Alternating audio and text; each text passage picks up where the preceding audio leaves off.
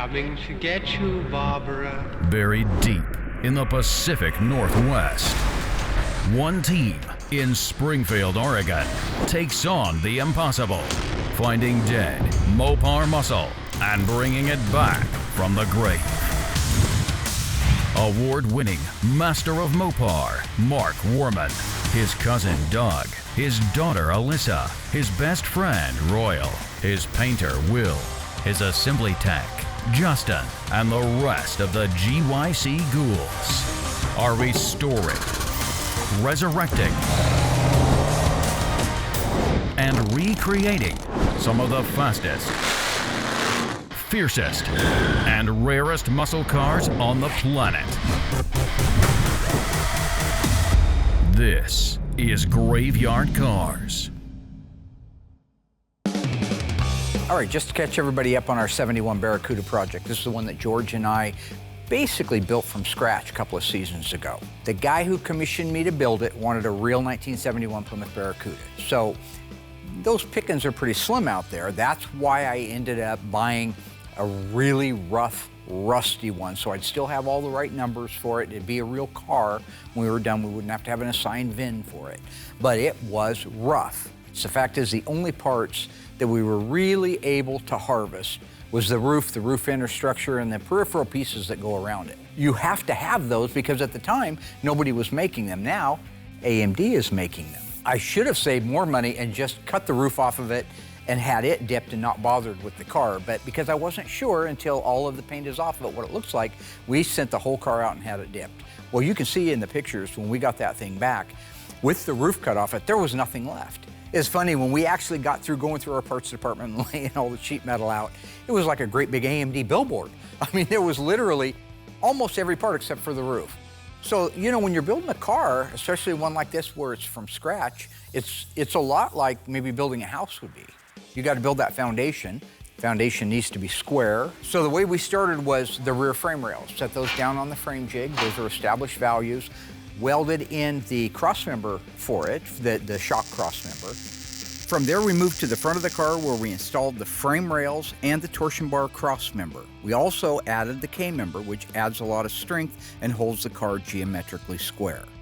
In this case, we started out by putting the trunk floor, front floor extensions in place, the under seat pan, very important, crucial part, the step wells, the main floor. We even put the two hinge pillars in place, because those would be technically the next pieces before we can go up. So with the foundation built for the car, the next thing would be to put on the B pillars. This is a part of the car that has to be in its established place. From there, we could do the inner and outer wheel houses. We did the rear cross member with its extensions on it. When we were finished putting the floors and the lower stuff on and began like with the wheel houses and the pillars, Will came by and said, why don't I paint everything now? And that was actually a great idea. One thing that's super cool and super easy about this particular car, it's black, so it's just a 9300 single stage. Super easy. And when Mark and George get all of their inner structure parts and pieces welded, grinded, and done, and before they put any type of outer structure on, it's super easy to go in there, get some jam work done. That way, by the time this car is fully done and assembled, from top to bottom, every square inch of this car is painted. I give him credit, I hadn't even thought about it. Normally, he can't do any paint work on a car, or doesn't do the paint work on a car until, you know, it's ready for that. Once we set the roof on there, that's great. We just vice gripped it into place. Because there's so many critical points that can move just a little bit, but give you all the alignment you need. That's why you see us putting doors on next. That way, you can match up your quarter panel skins that you have to put on it. You can put the rest of the sheet metal on. We can start building out the front inner structure. But again, we're not going to weld that roof on until we know that the firewall and the cowl and the hinge pillars are all where they belong. The doors are in space where they go. With that, we can begin doing the welding. The only thing I like to do is hold tough until we have the front inner structure on, and that's what we did next. All of the front inner structure. If those aprons aren't right where they're supposed to go, if those shock towers aren't right where they're supposed to go, you're gonna have either alignment problems with the car, or you're gonna have sheet metal alignment problems. You're gonna have fenders that just can't come back far enough because the aprons were welded on 1/2 of an inch too far forward, and I've seen that. So just like we do on every other car, all the parts and pieces that are getting like new quarter panels, we take them, sand them out nicely, put the sound deadener on them, and then I'm able to go ahead and hit it with the 9300 single stage. So when they put that car together, it's got sound deadener every square inch. Every square inch has color on it, and it's just the easiest way to do it if you're replacing quarter panels.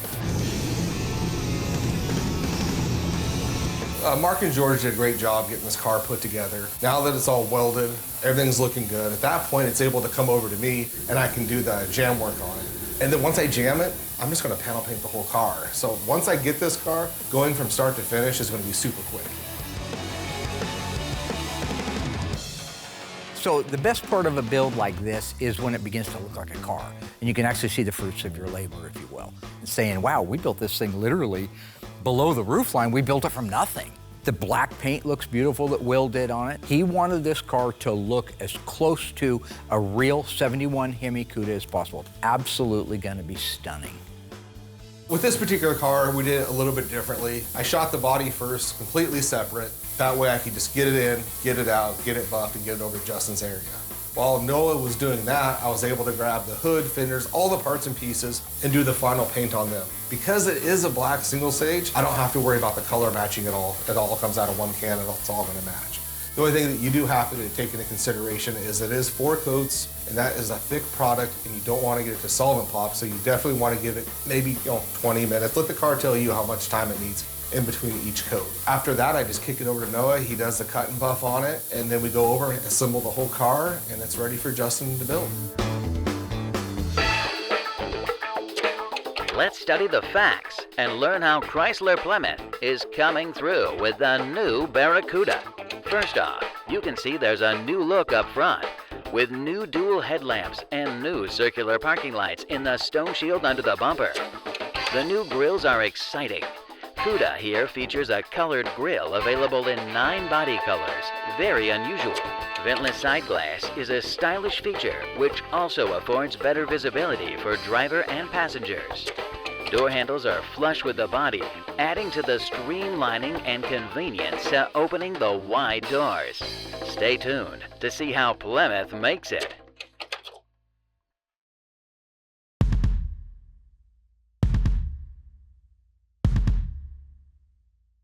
So when it came time to put the car together, I grabbed my team.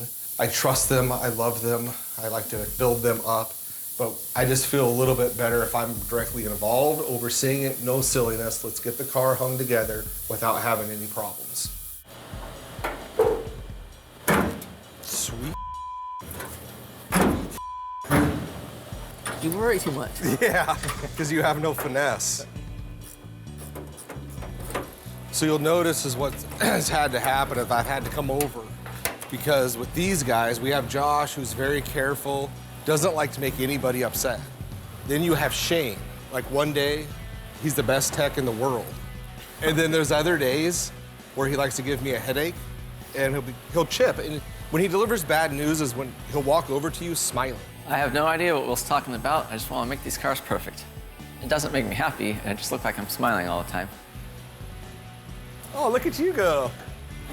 See? Do you see how hard he slams that? It's funny for me because when I watch Will manage his people, he's kind of like me. I mean, he likes to give them a hard time. His relationship with the guys is great. He does like to tease them. In the case of Shane, they go back almost 25 years, I think. Shane was mean to me in high school, too. No matter what I did, it wasn't good enough. Every time I built a car, it was crap to him. That was after high school. Me and Will went to high school together. He was kind of a butcher. He painted his blazer. Hey, you got your first interview going, huh? I feel like I heard the word butcher. I would never say that word. That's a mean word. So I don't butcher anything, and I'm not a butcher. Not anymore. You're doing quality work here. We are, because I do such a quality job that's brought your level up. I'll go back to work now. Get back to butchering. Oh, see? God, that's not even funny. I was just trying to help. For Christmas one year, my mom got me everything I needed to finish my blazer, and then I painted it like bright blue, and then Shane said it was an ugly blue. He painted his blazer an ugly color, and I pointed it out. Once again, I was just trying to help.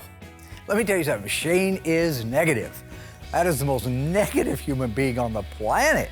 He just walks by and says, yeah, that girl looks like crap.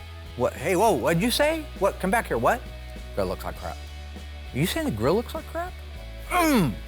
Well, now that we're in the business of putting, in some cases, million-dollar cars together, I love him. Be as picky and negative as you want, because these cars are perfect when they leave here. You know, at the end of the day, we have a great team. You know, from our more experienced guys like Josh and Shane, even to our new guys like Brody. Couldn't be happier. Everyone's working very well together. We're getting a lot of cars done. It is very rewarding for me as a shop owner, as the dream maker, to see a car like that go from literally a truckload of Auto Metal Direct sheet metal and a used roof and become what's going to be a family heirloom.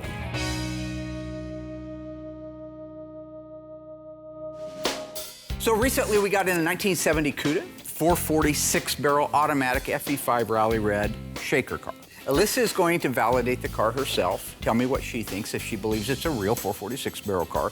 Then we'll go from there and we'll find out if it is or if it's not. This is something we have never shared with anybody, ever, the type of real minutia. We're talking the deep down detail where if you were the best of the best in the world and you were gonna pull off a clone or a rebody and sell it as an original, there's probably a handful of guys in the world you wouldn't want to look at that car with no paint on it.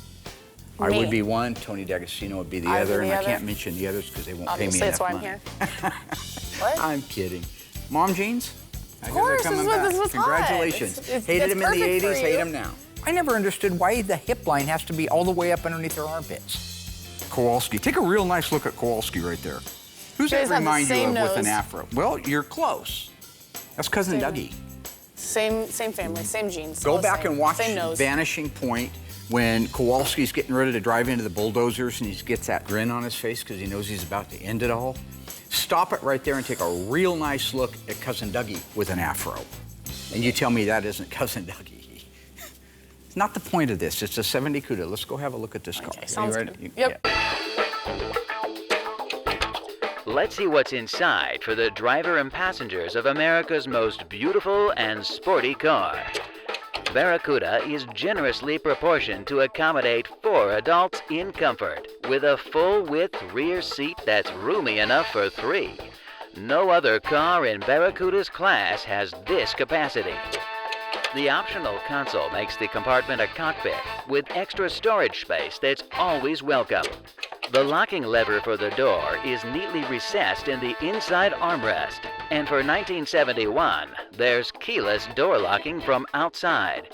You merely press the lever and shut the door, and the car's locked. It's fast and easy, and you won't lock yourself out of the car, because if you leave the ignition key in the switch, the ignition lock warning buzzer sounds off to remind you.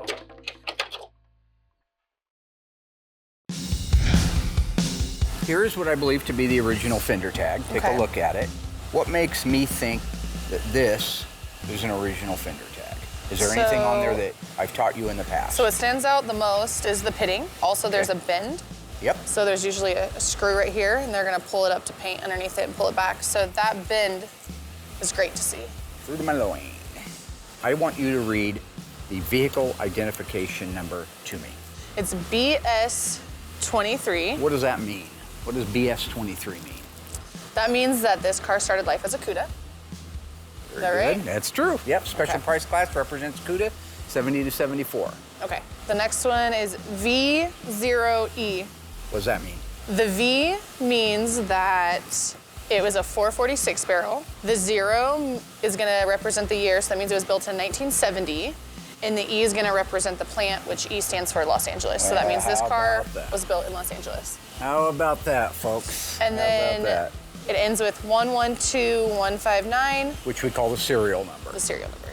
Okay, I would like you to go to this car based on only things that I've taught you in the past and see if you can validate those numbers against the hidden body numbers on this 1970 Cuda. Well, that's easy because you're gonna find this serial number in 2 places on the car. Over the years, I've spent a lot of time with Alyssa and tried carefully to teach her, and at times, many times, I felt like she wasn't listening. But this is a great example that a lot of that stuff has stuck. This wasn't staged. When I asked her those questions, Most of the time she thought I was trying to trick her, but she still guessed the right answers on it. She has learned a lot. One of the places is gonna be up here. This number should be the same as this. 112159. So it matches. It matches, all right? So that's great. And where That's do you great. think the other numbers are? In the roof? No. In the tail panel? It's gonna be down here in the core support Down here or in the, core radiator support, depending on who Radiator you're support, talking to. yeah. 112159. All right. So all kidding aside, I want your looks pretty opinion good. now.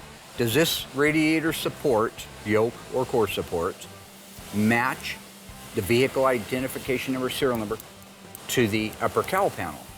Now the way you ask me, It wasn't a trick. I don't know, it feels like a Does trick. this part match that But match? it does. It matches. It all looks good. Everything looks legit. So what is your opinion of this 1970 Cuda? Would you It's say a legit 1970 it's a legit Cuda. 70 Cuda? Well, I had already acclimated myself with this car, and I knew what direction I was going, but it was so intricate, and frankly, something we haven't seen before to this level, and I don't want to spoil what it is. You'll see what it is that I'm talking about, but that's why I got Alyssa involved. First off, if you just even look at this area in general. Looks like it's been worked. Yeah, you see all the little welds that have been ground down and cut down? That should be a nice pinch weld, a nice pinch spot weld all the way down. If you look down through here, look at those welds that have all been plug welded. That's all supposed to be a real, well, if you look over there, you see, that's what it's supposed to look like. Yep. So I believe that that baffle right there, that little piece there that's welded to this, I think it started life on that apron. I don't think it started life on that. I've trained her on what to look for. She should know if a panel has been replaced. Well, if a panel's been replaced, that's fine. The question is why, and you're gonna see why. So Mark is pushing really hard to get the drivetrain ready for the 71 Hemi Cuda, and the only thing I have left to build is the Dana rear end. And since Hunter is new, I'm gonna go ahead and use this opportunity to show him how to assemble this thing. Good morning, sir. Good morning. You ready to put this thing together? Yes, sir. Okay. So this is a brand new Mosier Dana 9 3/4 rear end. First thing I install are the backing plates. So here's one of these backing plates that you've been detailing for me for quite a long time. So what I've done is installed all the brakes on this. I'm going to show you how this thing works. All right. That's a wheel cylinder. It's going to expand those shoes out, lock the drum, and that's how the car stops. All right. So when I apply the air to the wheel cylinder, it's the same effect as having the brake fluid under pressure. It expands the pistons, which pushes the brake shoes out against the brake drum. So I got the gasket in place here. I need you to hold these bolts in place for me. So we're gonna put this on the driver's side of the Dana rear end here. Gotcha. How do you know it's the driver's side? Well, because this is the front. This is the primary shoe, and this hole is where the park brake cable goes in, and it always goes forward. So Doug's a really good teacher. He's super calm. Just sometimes he gets a little confused. So if I put this on the other side, the brake cable would be going out the back, and it wouldn't look right. Makes sense. Right? Yeah. I mean, it's probably just me though. I want to be real careful when I slide this axle in through the seal because it's a real tight fit. And we've got some real nice sealed bearings on here. So normally we have to replace the bearings on the axles, pack them with grease before we assemble these. But these Mosier axles have sealed bearings, makes for a nice, clean, easy assembly. We're going to line up our gasket and get the plate on it. How you doing back there? Yeah, all the bolts are through. Okay, so we got the driver's side axle in place, so we're gonna go ahead and spin the whole cart and we'll do the other side. Let's see if you've been paying attention. True or false? The 1971 Cuda featured a color-keyed grille, available in 6 body colors. If you think you know the answer, stay tuned after the break. We'll see if you're right.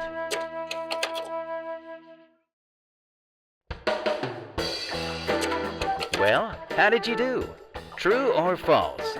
The 1971 Cuda featured a color-keyed grille available in 6 body colors. If you said false, then you've been paying attention and are absolutely correct. The 1971 Cuda featured a color-keyed grille available in 9 body colors, with enough goodies to turn on and turn up in the winner's circle. Look, shaker hood, 4-speed or torque flight, Hemi suspension, heavy-duty drum brakes, F60 by 15 tires, plus trim items, all standard. The bold look with 60.7-inch rear tread is dramatized by Cuda's black paint treatment at the rear, with relocated backup lights as a safety improvement. Optional rally cluster includes a 150-mile-an-hour speedometer, odometer, tachometer, clock with a second hand, and full instrumentation. All controls floodlighted for convenience and safety. For the king of the road, there's Hemi Cuda. So on the inside here, I believe that everything from the firewall where it meets the floor back is all one car. And it's not, and never was, a 446 barrel Cuda. It was a Barracuda Grand Coupe. To me, this is really fascinating stuff. Seems like this car didn't start life altogether, and I'm really excited to see where my dad's gonna go with it.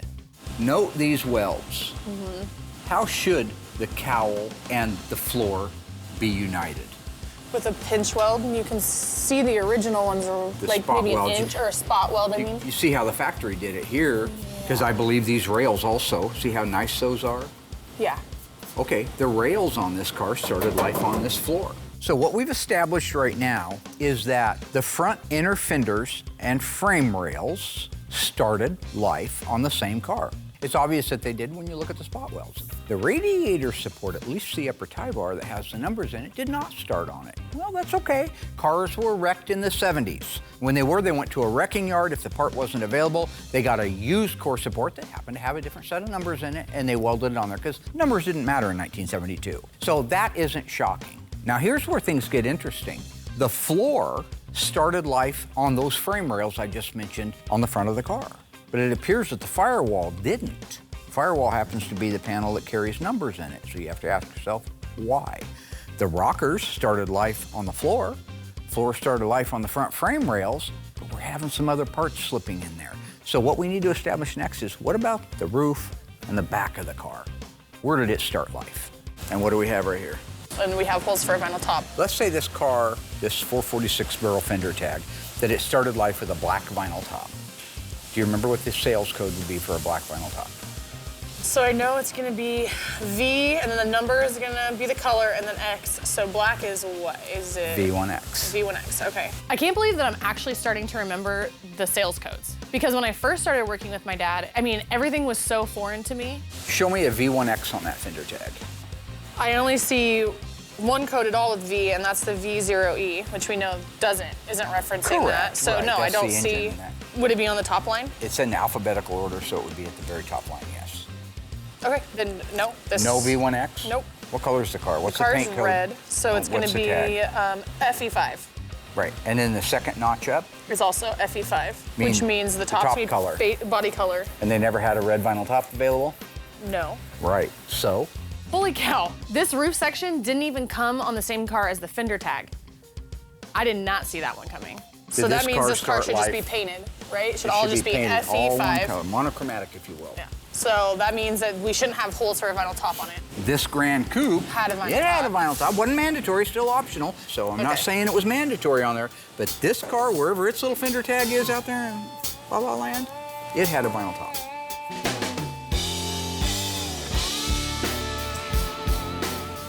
We got it turned around now and it's facing towards you, so what are we gonna put on first? I'm assuming the gasket. Correct. Hunter, have you ever worked on cars as a kid? Never. I always thought they were super cool, especially the old school, the Mopars. Uh-huh. They always looked cool as a kid. I always wanted one, but I never worked on any. Look at you now. Exactly. Okay, you wanna bring the other backing plate over? All right, this is really nice having the brakes installed on the backing plate. So Doug had me help build the brake system on the backing plates ahead of time. And I can see why, because afterwards it made the assembly go like super smoothly. And it's nice because I'm learning a lot about it. And now we're ready for another axle. So first we want to make sure that the body panel that I'm about to talk about started life on this shell. We've established that the shell itself is a Grand Coupe. Correct. So here's the rear body panel. Here's the trunk gutter, which welds to the quarters, which makes up the shell. Do those spot welds all look pretty original and unmanipulated to you? I would say yes. I would say yes, too. So here's gonna be the key part of this entire thing. We know that the front frame rails were factory welded to the floor that is in this car, and those are welded to the rockers. That's big structural stuff. That's big time stuff. We know that the core support is off of another car, and it would appear that the firewall is off of another car, which both of those items, the core support and the firewall, both happen to have the hidden body numbers in them. What does the back of this car look like? Did it start life on the same floor pan and under seat pan, meaning is everything from the cowl back one particular car? We need to find that out. Which of these two emblems would you expect to see on the back? Barracuda. The Barracuda, not the Cuda. Right. All right, take a look real close here at this rear body panel. You see that change in color looks like?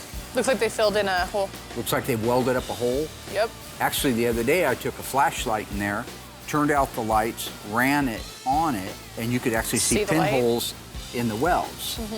Okay, so what's strange here is that it appears that the quarter panels, the roof, the floors, the rear body panels all started life on the same car. But that car appears to be a Grand Coupe.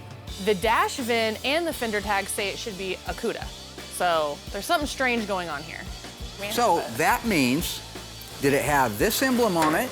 No. Which, by the way, the 70 Cuda emblem is double-sided tape. The 3M tape. So if you look at Jim Roots, which we will in a minute, there's no evidence that there's anything on Ever there in a except hole. double-sided tape.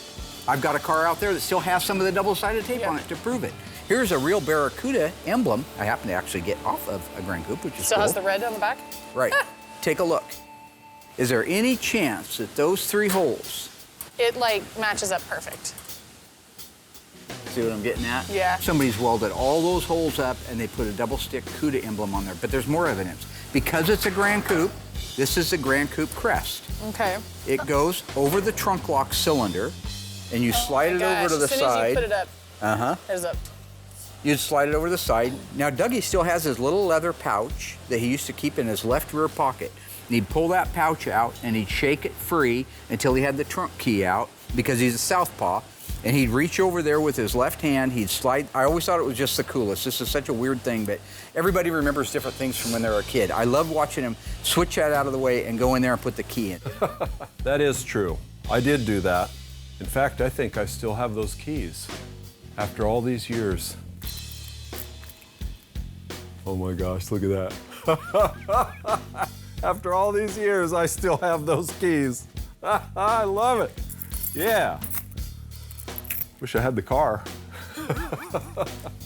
It needs a great big hole for that. Yeah, I mean, And you can two see it little right here. holes for that. And you can see the big hole here. You can and see the this one small one there and the small one there. So when I put that up there, I actually went out back the other day just to make sure to an original Grand Coupe and plunked this right in those holes. This is the kind of experience that I was hoping someday to be able to share with Alyssa, and this is a great example of it. Somebody welded up the rear body panel, like I said, where the Barracuda emblem was, where the crest was. The experience is invaluable. Mandatory on all Cuda models in 1970 and 1971 was M88, Michael 88. Do you see an M88 on there anywhere? Oh, okay. M88, yeah. Right. That's called the rear body moldings. I call it a racetrack molding. On a Cuda, they come right along here. These would hold this little thin stainless steel molding. You couldn't get that molding on any other model but a Cuda. Okay. If you ordered a Grand Coupe, you got quarter finish moldings. A Grand Coupe has a molding that goes on the end of the quarter, a little eyebrow molding, all right? The Cuda doesn't use that. The regular Barracuda doesn't use that. The Grand Coupe uses that. If you look at these quarter panels, where those moldings potentially would go if it was a Grand Coupe, 3 holes welded up each side. I went out back and I double checked against a Grand Coupe. Everything that I have that's Grand Coupe fits perfectly in that car. Barracuda emblem, Grand Coupe crest over the lock cylinder, and those moldings. I am sure that the back of that car is a Grand Coupe, and I am sure that somebody went to great lengths to make sure it didn't look like a Grand Coupe. New, now, Barracuda. Here's what it's all about. Long, sleek hood, short rear deck, the look of power. The standard Cuda mill is the 383 4-barrel, 335 horsepower V8 of Roadrunner fame, with 4 great power options.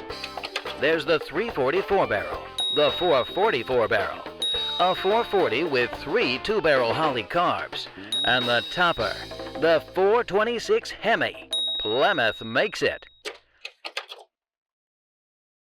All right, so once Alyssa and I had made it all the way around the car, we even looked at the bottom side of it. We didn't have time to share all that with you. I wanted her, just one more time, even though she's seen it before, I want her to see what all the areas that we're saying have been compromised, where welding has been done and panels have been changed. I wanted her to see an unmolested, original version of it. The best one we have just came back from the Dipper. It's Jim Root from Slipknot, cool guy. It's a 70 Cuda.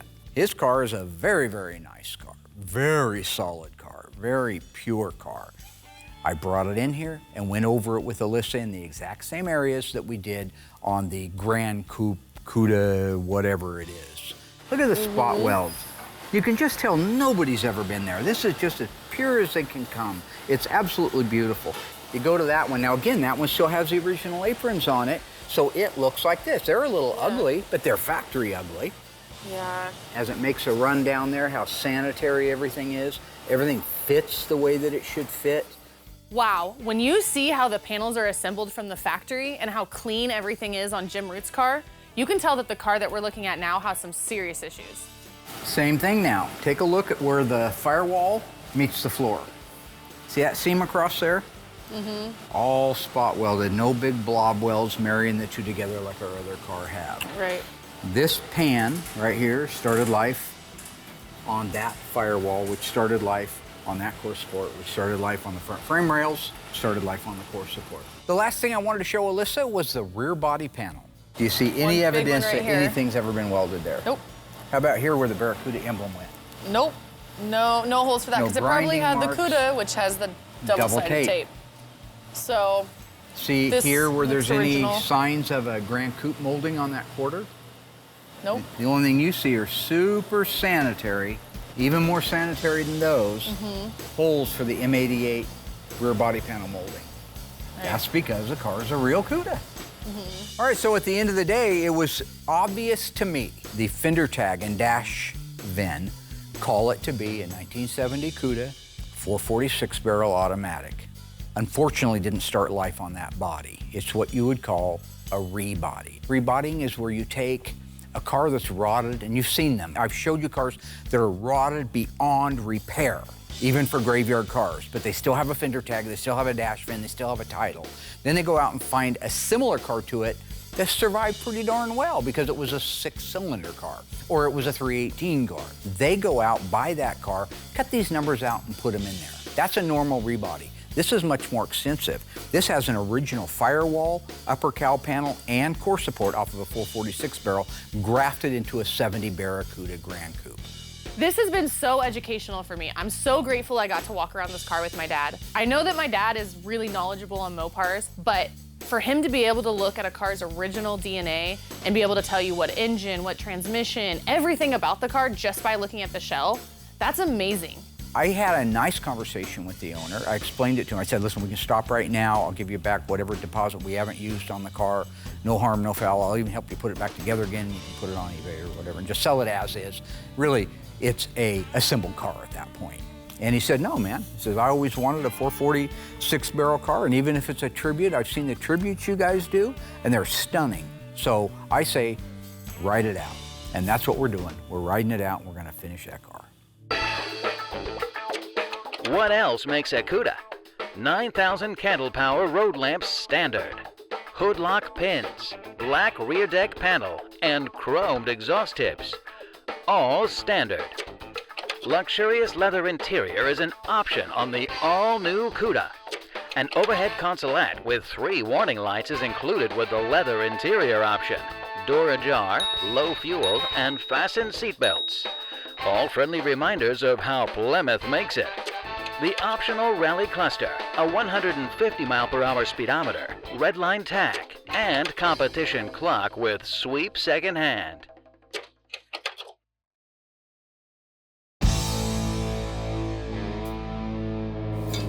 Goes in this way.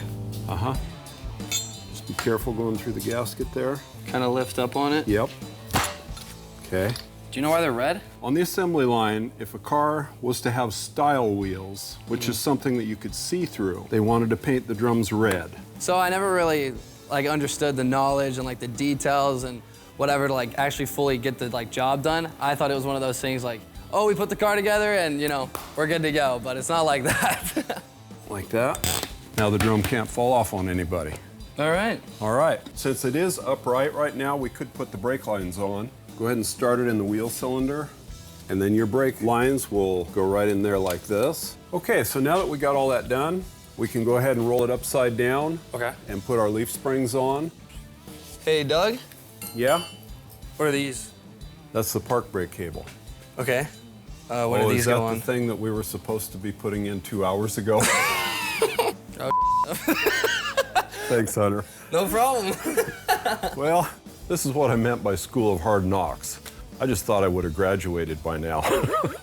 So they're gonna go through that hole that we kept talking about that points to the front of the car. Yeah. It's gonna curve around and it's gonna go in behind That the brake spring? shoe. Okay, Yep. gotcha. So the parking brake cable holds the shoes against the drum, just like when you push the brake pedal, only it can hold them that way until you release the handle. And it's gonna go back down in.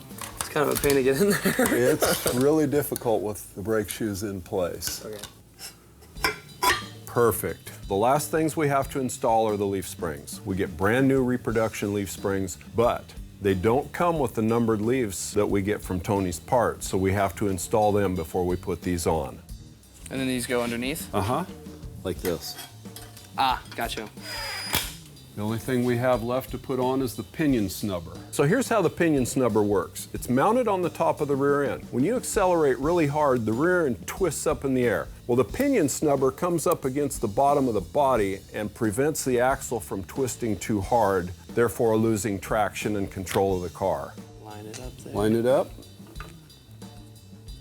I'll go ahead and run it down. And there we have it. And voila. All built out. Teamwork makes the dream work. Yes, sir, it does. Yeah, teamwork makes dream work. That's great. Yeah, remember that in about 30 seconds. So finally, we got it done. We got it done. Right? You got any questions of me? Well, I got one. There was numbers on the bottom of the leaf spring. So I'm just curious what the numbers are. 34,024, 34,034. What does that mean? Well, the odd side goes on the driver's side and the even side goes on the passenger side. Yeah, but both of the numbers were even. Yeah, but one starts with a 3. So that makes it odd. Is forward still forward? Not if you flip it over. But Or what turn it if- around 180. Then if- backwards forward and forwards backwards. Oh, I saw this little routine. Yeah, Abbott and Costello, who's on first? Except they were funny. But isn't right left and left is right? Well, if it's upside down, Okay. so you always put the odd on the driver's side. But the odds are 4 and 4? No, they're 34 and 24. Divide them by 2. You divide them by 2? Yeah, that makes it, that's how you figure out which is odd and which is even. Oh, okay. And that is a wrap. Nice.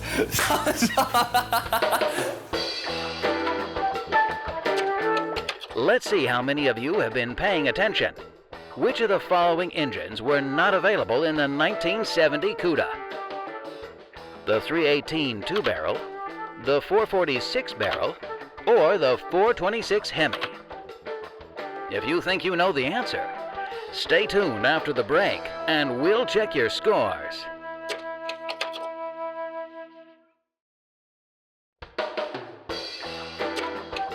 Now, let's see how many of you are paying attention. Which of the following engines were not available in the 1970 Cuda? If you guessed 318, you are correct. The 444 barrel, 446 barrel, and the 426 Hemi were all available engine options, but the 383 Super Commando was standard. The 1970 Cuda also came equipped with heavy-duty suspension, front anti-sway bar, heavy-duty torsion bars, heavy-duty shocks, heavy-duty rear leaf springs, 11-inch brakes, and F70 by 14-inch white letter tires, solid. Combined with the new wide stance, it makes Cuda hang on the road like mother love.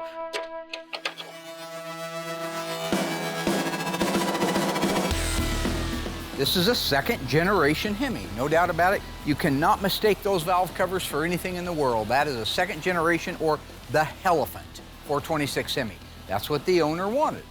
Well, let me show you what I think probably is the coolest thing modern world technology has to offer one of these old cars that I didn't even know about until I started building this system out. Hemi Cuda shaker bubble with all the goodies, all the fixings on it, the weather strip, everything in place. Original pulleys, power steering, water pump, crankshaft, alternator. All those are the original components you see on a 66 to 71 Hemi. Correct date-coded marking upper radiator hose. Correct date-coded and markings lower radiator hose. All of that stuff is OEM style. What's cool, second generation Hemi setting on a Magnum Force transformer front suspension. Got the old school Hemi going along with the new school technology. So now, power, rack and pinion steering, just like a late model car would have. Got an 1.25" front sway bar with nylon bushings. Look at the actual K-member itself. Look at how beefy this thing is. Look at the gussets, the welds. That will help hold that unibody together. Lower control arms look like they're off of a 1-ton truck. Coil-over front suspension, beautiful, fully adjustable. We're still running OEM spindles, rotors, and calipers off of what would be a 71 Cuda. As we move to the back, again, everything at a glance is OEM 71 Hemi Cuda, except that transmission. That is the Silver Sport A41 automatic transmission, which is electronically shifted. You'll want to take a second and write that down. The best part, the part I've been keeping a secret, I'm going to lift the base plate off. These are not Carter carburetors. This is Edelbrock electronic fuel injection using throttle bodies that with these two spacers, we can run a stock shaker setup on a 71 Hemi Cuda. So when you're driving that car down the road and somebody says, hey, there goes a 71 Hemi Cuda, look at that shaker, mandatory on all Hemi cars. Only on the Cudas, not on the Challenger, by the way. You can say, I had no idea. When they take that thing off and you see that it's got modern day electronic fuel injection. That was a neat call on the owner's part. I actually pushed back. I didn't want to do it because I don't like to learn new things. Part of my charm. I like to do things the old-fashioned way. But this was a really neat exercise. I'm looking forward to firing it up and hearing it run. So Mark came and got Hunter and I to help with the installation of the drivetrain in this car. And this is really good experience for Hunter to learn how to install these. I was really hoping we could leave the shaker on there, but it's too tight. In between those fender wells and the aprons, it's just too tight, so I had Doug take it off so we could get that thing installed. So I thought this was going to be a really tight fit with a lot of wiggling. But this thing went in with hardly any interference at all. What a miracle. Once we get the Magnum Force K-member up against the frame rails, we align it, and then all we have to do are put in the 4 bolts and the rest of the hardware.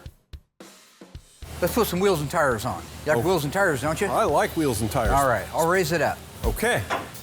He-Man. No He-Man here. No? All right, get some lug nuts out, Mary. Okay, okay. Alice. Alice? What's that mean? Why you call me Don't you have Mary? a restaurant? Alice has a restaurant. You're Alice. That's the whole point. Yeah, isn't there a song about that? Cross tracks, about 500,000 miles from the railroad track. Yeah, those are the lyrics. Yeah. Those are exactly. Just walk right in, it's around the back. Just a 1/2 mile from the railroad track, and you can get anything you want. It's your cousin Dougie. So once we got all the suspension in the car, we were able to lower it down, put those gorgeous Krager 5 spokes on it with the BF Goodrich, roll it out into the middle of the shop, and voila.